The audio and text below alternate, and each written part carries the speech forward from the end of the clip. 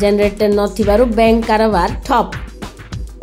विद्युत काट जोगु गजपति जिला गोसाणी ठारे थिबा पंजाब नेशनल बैंक रो कारोबार बाधा प्राप्त हेउछि, जहा फलरे कि ग्राहक माने नाही नथिबा असुविधार सम्मुखीन हेउछन्ति।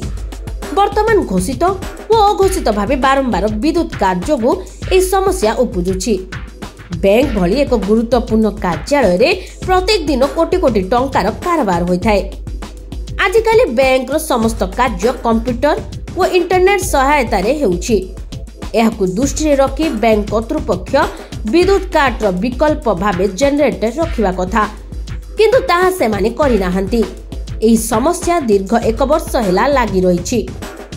एही बैंक ऊपर 10 कोटी पंचायत रो लोक माने निर्भर करूछन्ती।